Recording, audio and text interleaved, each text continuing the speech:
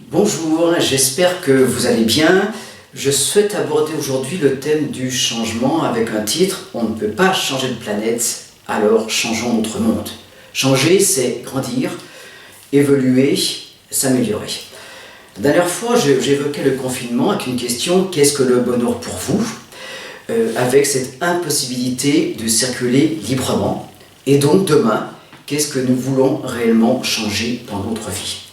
J'entends pas mal de commentaires aujourd'hui qui est de dire qu'il faudra tirer toutes les conclusions de cette crise sanitaire. Stop à cette société de surconsommation, stop aux relations déshumanisées. Bravo, belle prise de conscience collective aujourd'hui, mais dans quelques semaines, que se passera-t-il pour chacun d'entre nous? Moi, je n'attends rien des pouvoirs publics, ni des autres, parce que c'est un leurre, je ne crois pas à la cour des miracles. Par contre, je sais que je peux, si je veux, changer ma façon, bien demain, de travailler, de vivre, parce que les clés de chez moi, elles m'appartiennent. Je suis, vous êtes, nous sommes les responsables de nos choix et de notre vie. Si on ne change pas, eh bien tout va repartir comme avant, et ça veut dire qu'on va attendre des autres et continuer quelque part à se victimiser. Vous savez, l'être humain a d'énormes capacités à dénigrer et critiquer autrui, et des faiblesses à s'auto-évaluer lucidement et à se voir tel qu'il est. Sartre disait l'enfer c'est les autres. La belle excuse. C'est sûr que nous sommes tous interdépendants, on vit dans un monde d'interdépendance et les décisions des autres m'impactent. Mais la bonne nouvelle, c'est que mes décisions vont aussi impacter mon environnement et ma vie personnelle. Pour cela, il faut peut-être également franchir un peu ces peurs qui sont naturelles.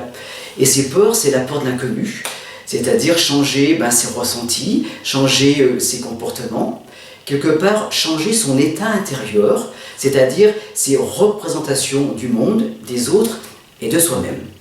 J'ai envie de citer Gandhi, incarne le changement que tu veux voir dans le monde. Et je dirais par rapport à ça que le bonheur, c'est lorsque mes actes sont conformes à mes pensées et à mes paroles. Le bonheur, c'est quand mes actes sont conformes à mes pensées et à mes paroles. Vous connaissez l'histoire du battement d'ailes de papillon?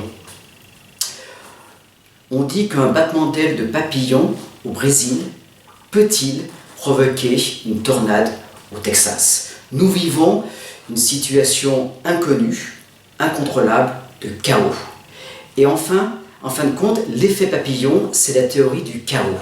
Et je crois que dans ces moments de vide incroyable, peut toujours sortir un espace, un retour à la source originelle pour faire émerger une nouvelle voie, faire émerger un futur inconnu. Soyons acteurs de notre futur, ne soyons pas trop passifs. Je vous invite à réfléchir à cette dernière réflexion.